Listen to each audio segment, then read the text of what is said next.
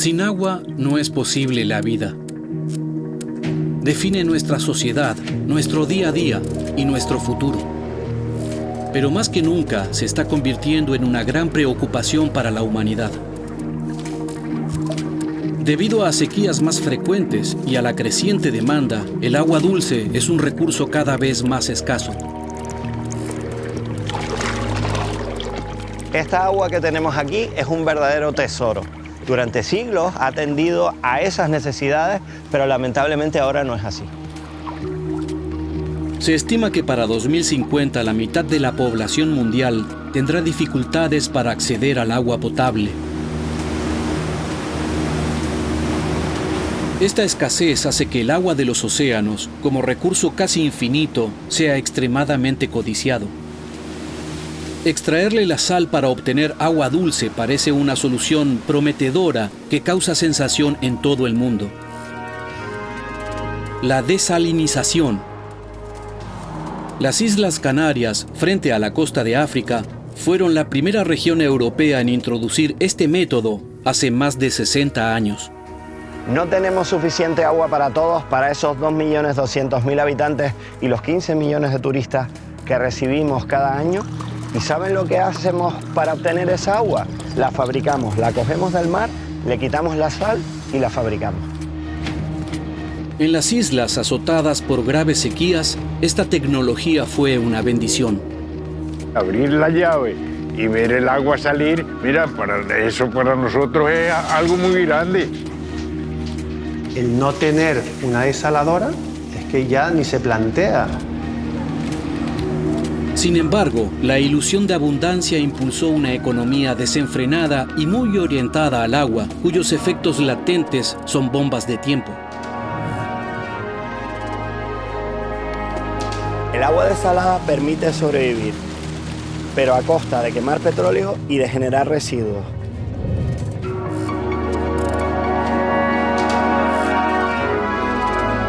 Para investigar las posibilidades y los límites del agua desalinizada, las Islas Canarias actúan como un gran laboratorio al aire libre.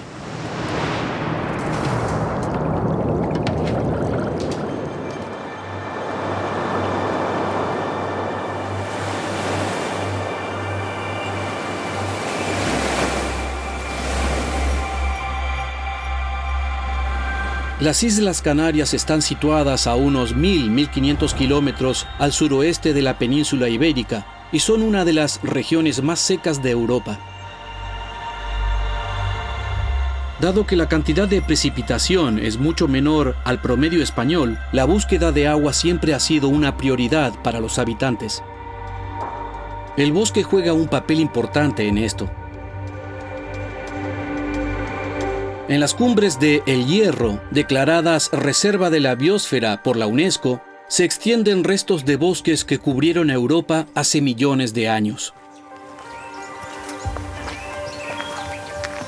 Estos bosques de laurisilva, que están formados por laureles y otros árboles que tienen la hoja muy parecida al laurel, y que están concentrados en una pequeña zona de la isla, pues tienen la característica de que condensan la lluvia en sus hojas y por eso la han aprovechado desde hace muchísimos años esta población para poder conseguir el agua que tanto ha costado en una isla que se caracteriza por la sequía que ha sufrido.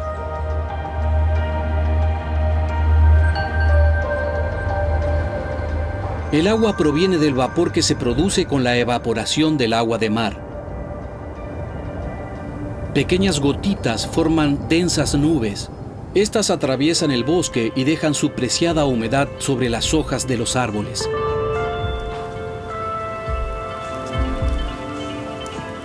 Ya tenemos el mar de nubes, que lo llamamos aquí, metido en esta zona y podemos acercarnos y ver las hojas de esta laurisilva, de estos laureles, que de ahí viene el nombre, cómo están todas mojadas, cómo están llenas de gotitas y húmedas.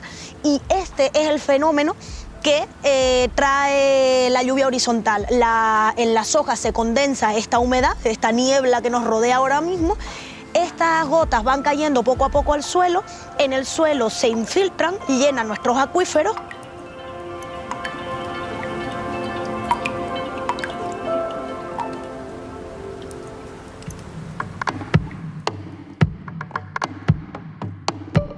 Hace 2000 años, los aborígenes de Tenerife recogían el agua en estanques que cavaban en las rocas. Cientos de años después, cuando la población creció, se perforaron numerosos pozos para aprovechar el agua que se filtraba en el suelo. A partir de la década de 1850, se perforaron túneles por toda la isla, llamadas galerías, para acceder al agua subterránea. En Tenerife se excavaron más de 1.700 kilómetros de túneles bajo el volcán de Teide. Jaime Coelho, quien creció aquí, se adentra en busca de este precioso recurso en el corazón de la isla. Estamos en un lugar verdaderamente especial para los canarios y realmente estamos entrando en una catedral del agua. Esta monumental construcción se extiende por más de 5 kilómetros hasta la llamada zona freática, debajo del nivel del agua subterránea. El agua fluye por las paredes hasta el suelo, donde se canaliza. Es emocionante ver esto porque representa la lucha contra la escasez de los canarios y el esfuerzo titánico para conseguir un poco de agua, simplemente un poco de agua, como la que tenemos aquí. Realmente aquí se ve que cada gota cuenta, cada gota que se produce es recogida para que la gente pueda tener algo de agua para beber. Ahora estoy mirando si hay cualquier tipo de objeto como una piedra o ramas en el interior del canal, porque lo que tenemos que conseguir es que el agua salga y llegue a las casas de la gente sin ningún tipo de problema, ¿no?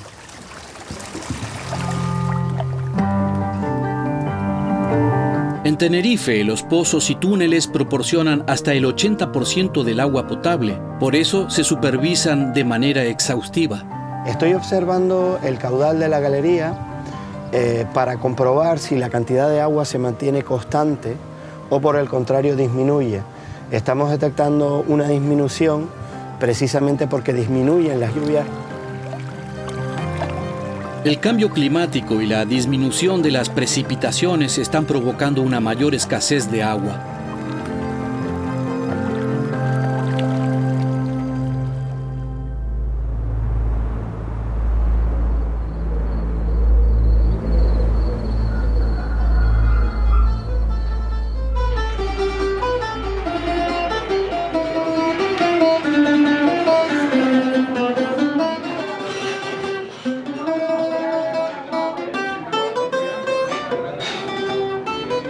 Juan Ramón nació en la isla de El Hierro y vivió una de las peores sequías del archipiélago. Hoy regresa al lugar de su infancia, desde donde el agua dulce se transportaba en burros por empinados caminos durante kilómetros. En esa época yo tenía 14 o 15 años, pues entonces estaba con mis padres ayudándolos arriba en las fincas, con los animales y las viñas, las papas y todo eso. Y después cuando había que venir por agua, pues bueno, se cogíamos el burro y para el pozo a buscar agua. El pozo era por esa fuga. Desde 1947 El Hierro fue azotada por 3 años consecutivos por grandes sequías. En la isla prevalecieron la pobreza y el hambre. No había nada de nada para comer, ni beber, ni nada. Los animales se morían, las cabras y las ovejas, todo eso se moría. Eso fue duro, horrible. Eso fue demasiado, eso que no vuelva a suceder. La gente se iba en veleros, porque ellos decían que de morirse de hambre aquí, se iban en veleros a ver si llegaban. Entonces yo me fui. Juan Ramón, como muchos otros habitantes de las Islas Canarias, se embarcó en 1948 en un velero ilegal hacia Sudamérica. Pasó décadas en Venezuela y ahora vive nuevamente en su tierra natal. La experiencia de la sequía lo marcó hasta el día de hoy. Para nosotros es un milagro abrir la llave, aunque sea de la saladora, pero tenemos agua abundante, la que queramos.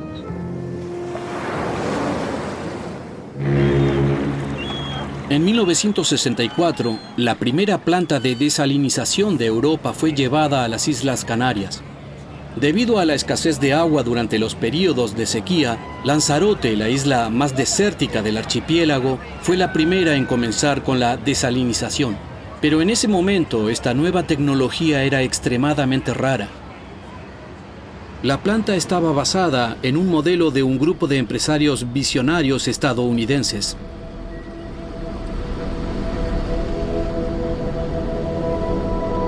Por primera vez, los ciudadanos europeos debieron su supervivencia al agua desalinizada.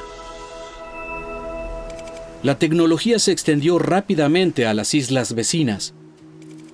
Sin embargo, fue solo en la década de 1990, cuando el proceso se modernizó, que la desalinización experimentó un auge exponencial. Hoy las Islas Canarias, con 330 plantas públicas y privadas, tienen el récord mundial de plantas de desalinización por kilómetro cuadrado. En todos los continentes, más de 20.000 de estas plantas están en funcionamiento. Aunque no cubren por completo las necesidades básicas, más de 300 millones de personas dependen de ellas.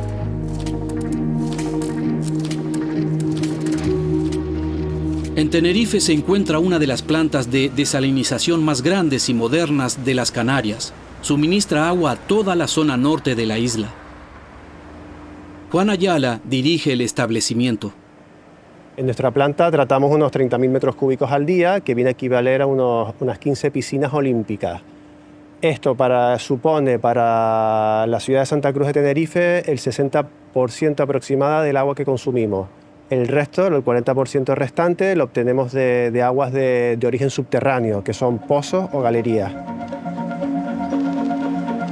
El agua extraída del mar pasa primero a través de una serie de microfiltros para eliminar las impurezas. Estamos en lo que es el corazón de la desaladora. Ahora se produce el proceso de ósmosis inversa, que es donde realmente vamos a obtener el agua dulce. En el proceso de ósmosis inversa, se utilizan presiones de agua para eliminar la sal y los minerales del agua. El agua de mar se inyecta a través de una serie de tubos y mediante alta presión se la hace pasar por las paredes de una membrana semipermeable. Mientras una parte de las moléculas de agua atraviesa los poros microscópicos del filtro, el resto del agua, junto con la sal y los minerales, queda atrás. De 100 litros de agua de mar se obtienen 45 litros de agua dulce y 55 litros de salmuera, un líquido residual con alta concentración de sal.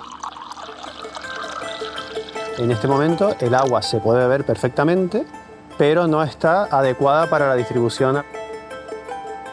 Para ello tenemos que remineralizarla y también tenemos que desinfectarla. Aunque el agua es potable, los habitantes rara vez la consumen.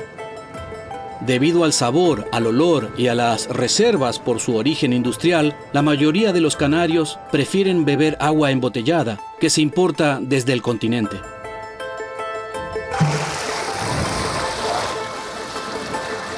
¿Para qué se utiliza entonces el agua desalinizada? Además de su uso en los hogares, principalmente abastece la economía más importante del país, el turismo.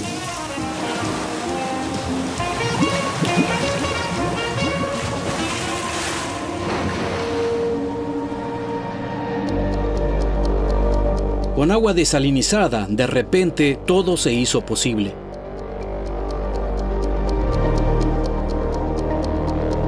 Por ejemplo, el riego de los 23 campos de golf o el funcionamiento de las innumerables piscinas de los hoteles del archipiélago.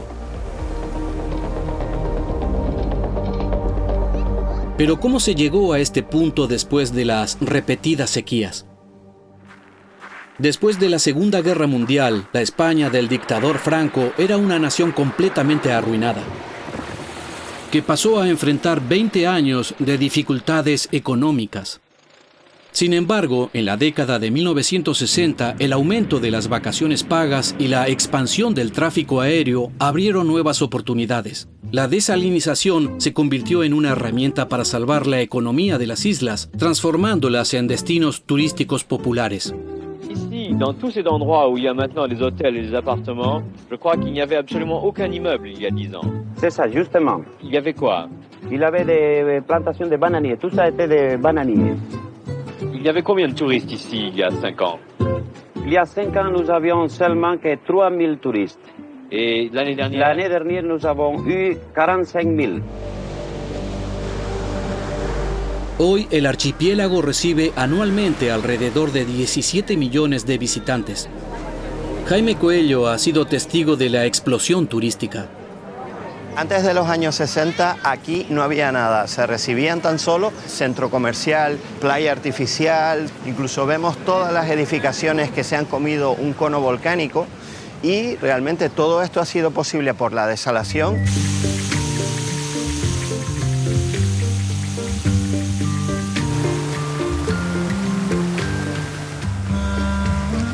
Esto es un verdadero parque de atracciones, puentes, templos romanos, no tiene nada que ver con las islas.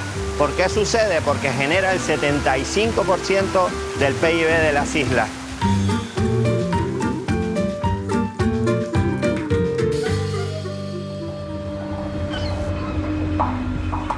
Sin embargo, estas islas paradisíacas dependen para la producción de agua desalinizada de los combustibles fósiles que se importan desde el continente. El agua obtenida mediante el uso de petróleo también alimenta otro sector económico importante, la agricultura.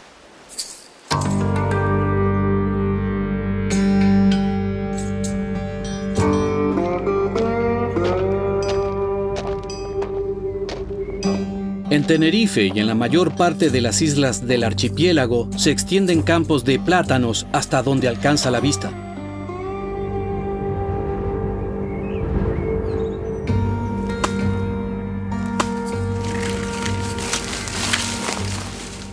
En esta finca tenemos cerca de 5.000 plantas.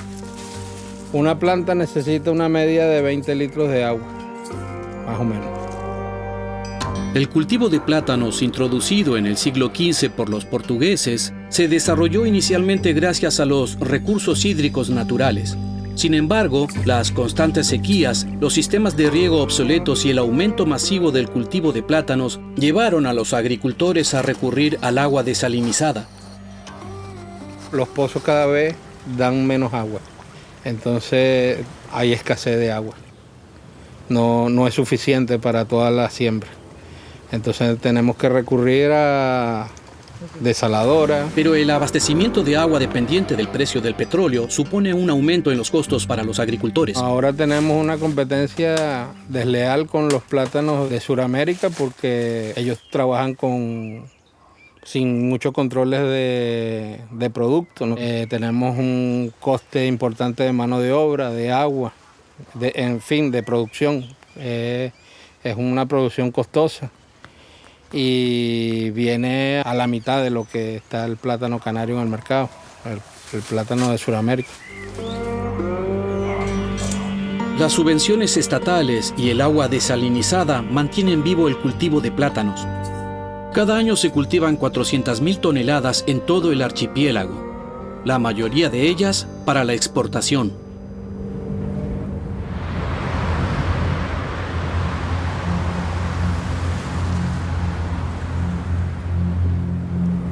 En 60 años, la desalinización se ha convertido en el pilar fundamental de la economía canaria.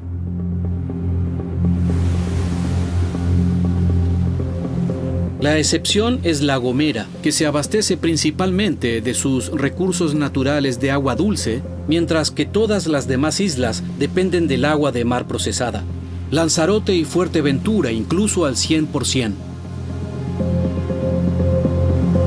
En todo el archipiélago se desalinizan diariamente más de 500.000 de metros cúbicos de agua, un proceso que consume gran cantidad de energía. Nosotros ahora mismo con el proceso de desalación y por tanto con la distribución de agua potable dependemos mucho, por no decir casi el 100%, de la energía eléctrica. El proceso de desalinización consume más del 10% de la electricidad generada en el archipiélago. Gran parte de la energía proviene de centrales térmicas que queman continuamente petróleo y gas importados del continente. La demanda de energía solo para la planta de Santa Cruz es enorme. El orden de magnitud de la energía que nosotros consumimos para los 30.000 metros cúbicos al día que producimos está en orden de 100.000 kilovatios al día. El consumo semanal de electricidad de las 330 plantas de desalinización del archipiélago equivale a la carga de un petrolero de 120.000 toneladas. La huella de carbono de la desalinización en Canarias es enorme. Diariamente se liberan a la atmósfera hasta 2.000 toneladas de CO2. Esto equivale a que 8.500 carros con motor de combustión recorran unos 2.000 kilómetros al día.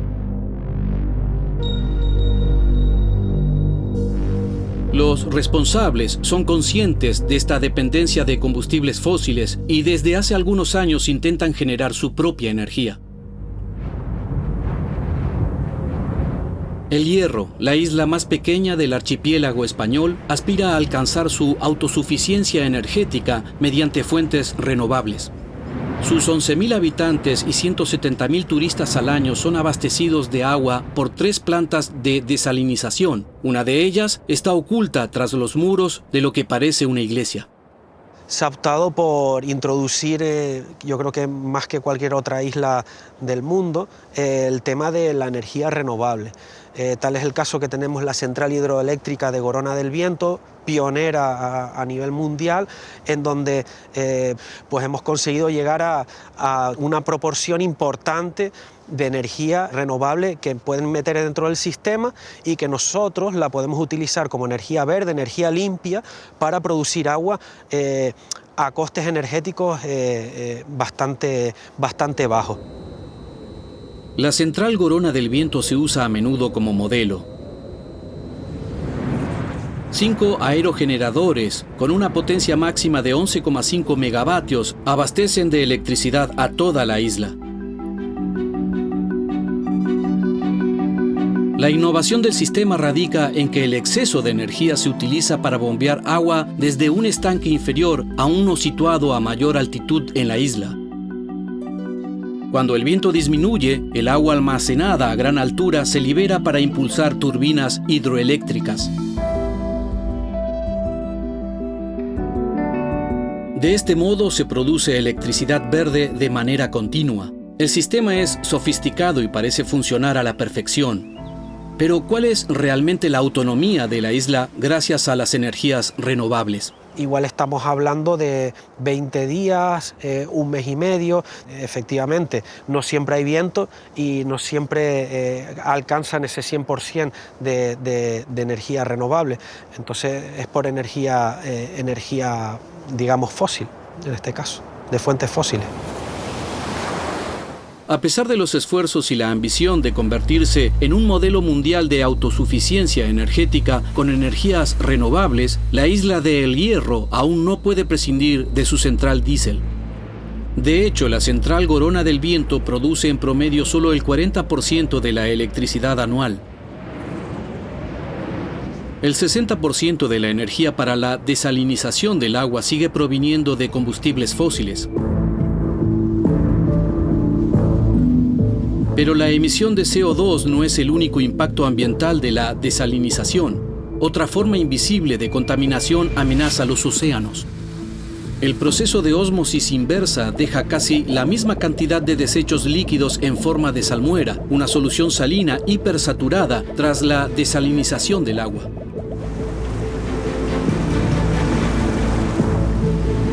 Esta salmuera se vierte directamente al océano y a menudo la industria de la desalinización minimiza el peligro que esto implica para el medio marino. Pero no todos comparten esta opinión.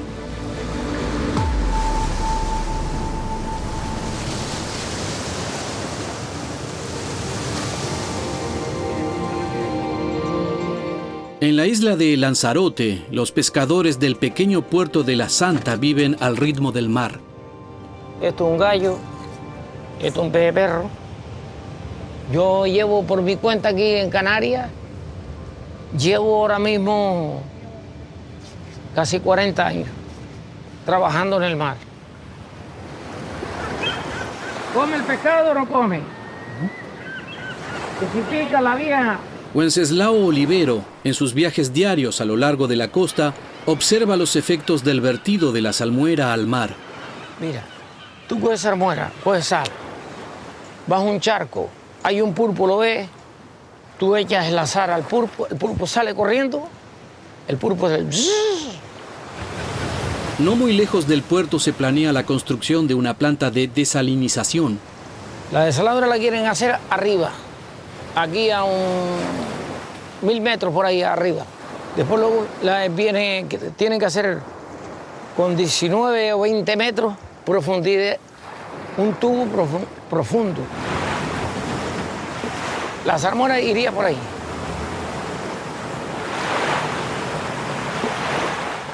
Y eso es un veneno puro para el mar. Eso no se puede.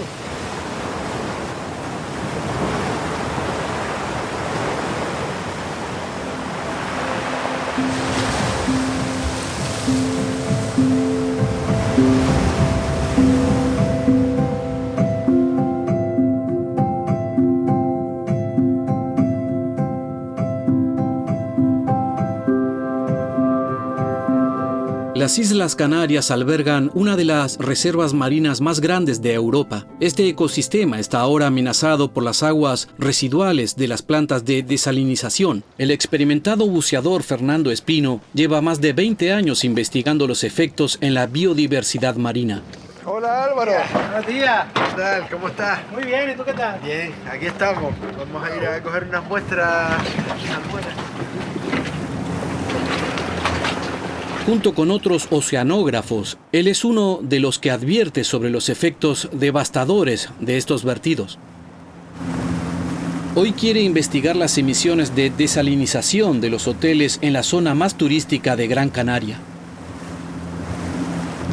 Los hoteles, la mayoría se abastecen del agua de las desaladoras públicas, pero algunos hoteles están optando por instalar pequeñas plantas desaladoras, porque les sale más rentable que comprar el agua pública, sino tener su propia planta de desalinización.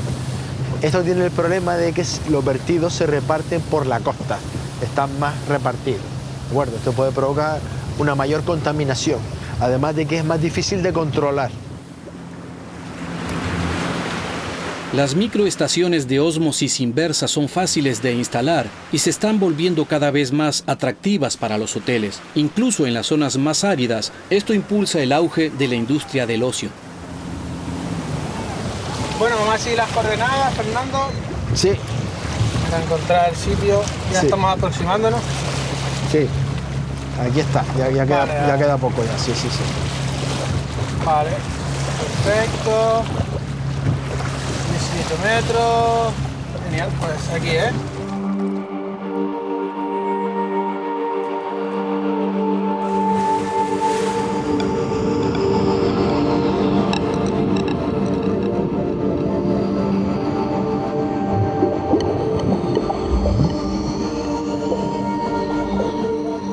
A 20 metros de profundidad, la salmuera fluye de forma continua desde un tubo de desagüe al mar. Con su cámara, Fernando Espino toma fotos para documentar el desarrollo de los daños a lo largo del tiempo.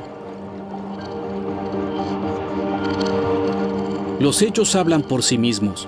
En un radio de más de 50 metros alrededor del desagüe no hay ni flora ni fauna.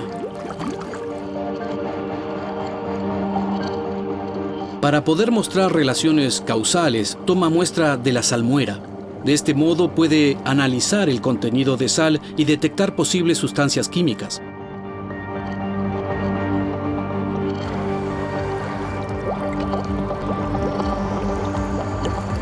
Cerca del punto de vertido descubre una zona oscura. Se trata de una cianobacteria, Lyngbia mayúscula. El biólogo la encuentra regularmente en áreas donde se vierte salmuera. Esta especie invasora desplaza a todas las demás formas de vida y destruye en particular las praderas marinas que normalmente cubren el fondo del mar en la costa. Estas praderas son refugios, fuente de alimento y lugar de cría para los peces.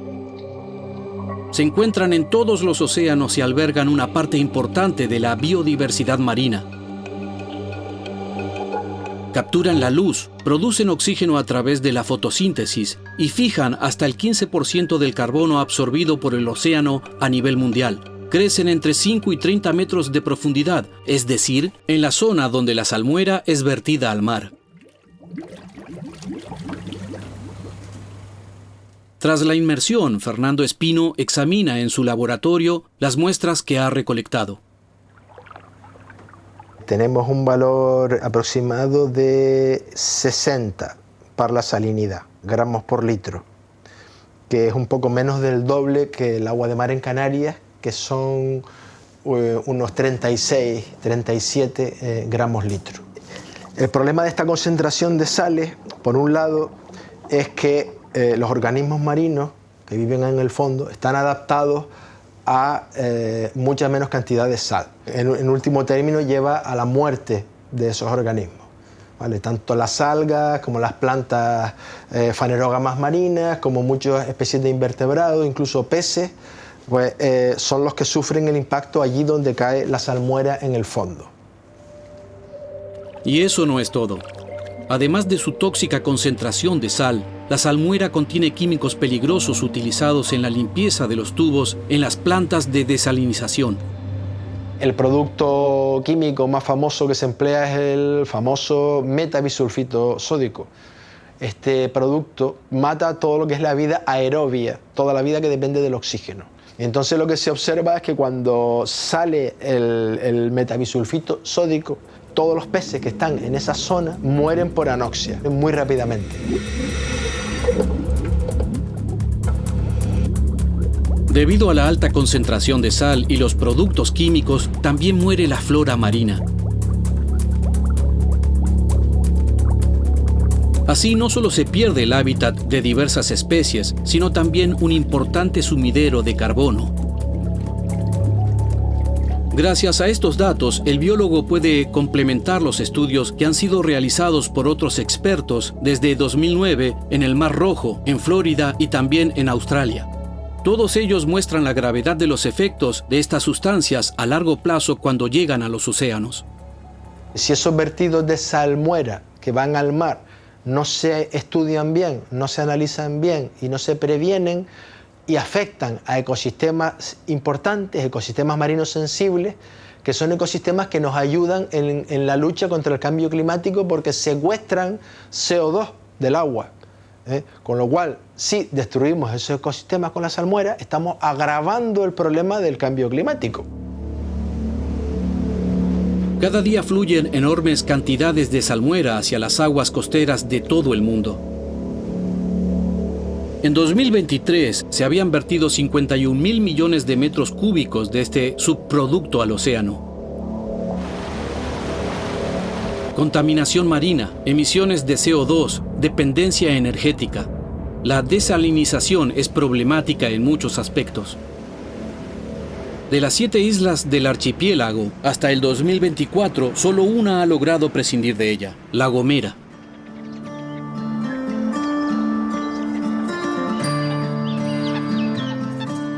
La isla La Gomera sigue siendo casi autosuficiente en cuanto a suministro de agua, ya que aquí se han establecido otras prioridades que en las islas vecinas. El agua para el consumo humano proviene de pozos, mientras que el agua para la agricultura casi exclusivamente de embalses. Juan Luis Mora es el responsable de la gestión sostenible del agua en el norte de la isla. Somos 20.000 habitantes y lo que pretendemos es crear las infraestructuras para que podamos vivir esos 20.000 habitantes que estamos aquí en la isla, no mucho más. No es una isla que pueda absorber 10 millones de turistas al año. Tenemos una capacidad limitada, tanto de alojamiento como de servicios, y esa es la que estamos intentando mantener. Pretendemos mantener un turismo sostenible con la naturaleza, porque los otros ya se encargan de hacerlo en otra parte. Una persona, tanto de aquí a La Gomera, como un turista, no gaste más de 80 o 100 litros por habitante y día, estamos en un consumo razonable, sin tener que tirar de desaladoras y sin tener que hacer grandes extracciones de agua de mar. 100 litros al día son, en promedio, considerablemente menos que el consumo per cápita en las otras islas. Vale, ya tengo el agua. En La Gomera se adaptan a las circunstancias. Ha llegado el agua. Miro, ya llegó el agua. Esto también se aplica a la agricultura. Los vecinos nos acaban de decir que hay agua y tenemos que estar súper preparados para regarlo todo. Porque tenemos agua muy pocas veces al mes, o sea, 2 veces al mes, pero nunca estamos seguros de cuándo llega.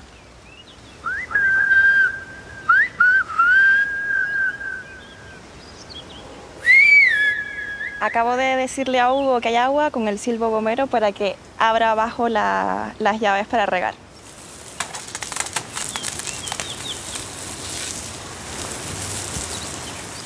La utilizamos tanto para regar las plantas como para llenar los tanques.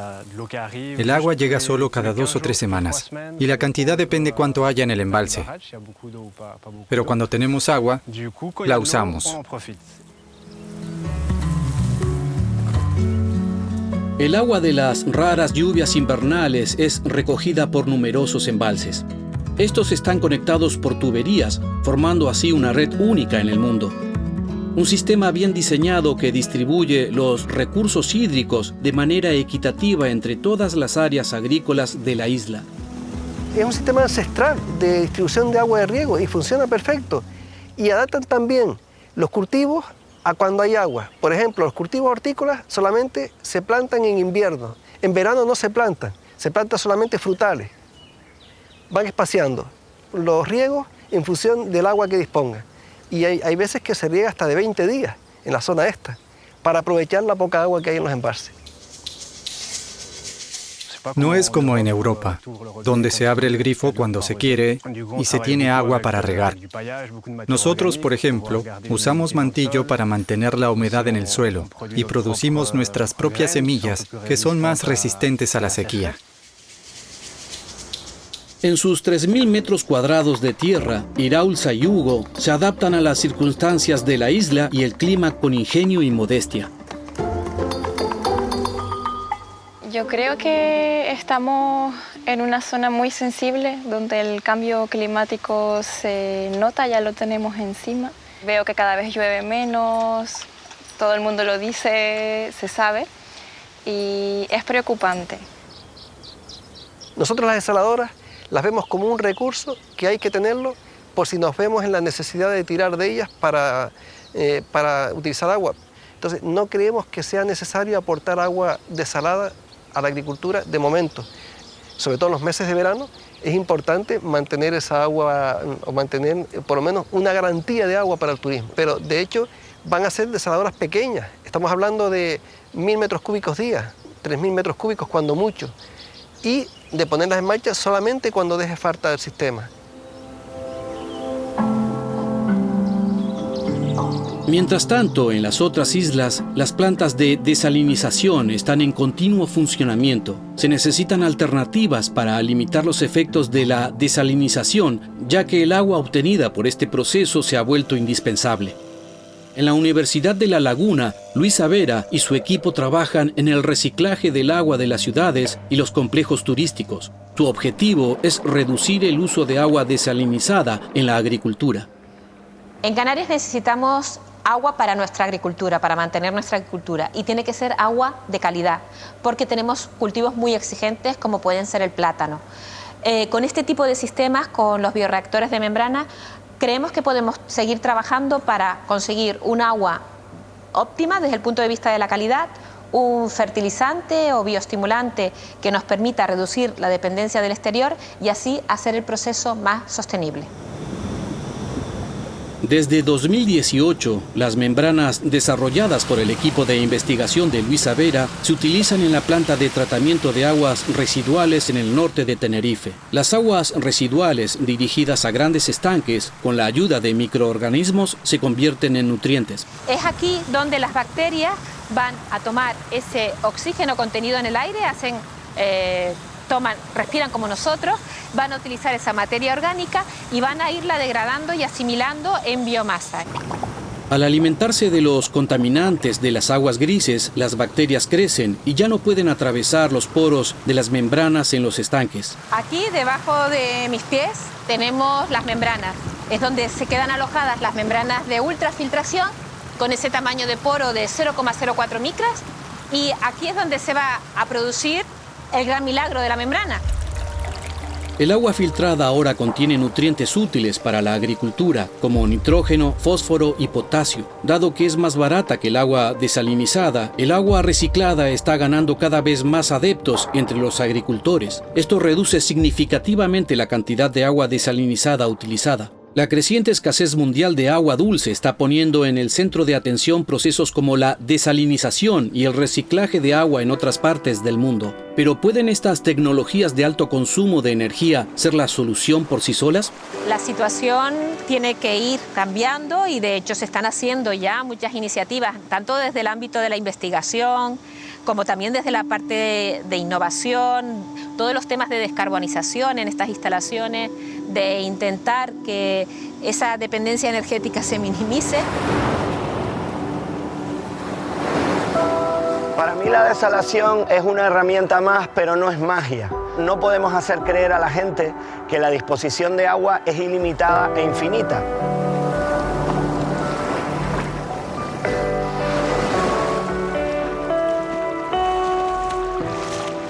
No tiene sentido crear proyectos súper grandes, desaladoras, por ejemplo, si no cambiamos nuestra visión y nuestro trato con el agua.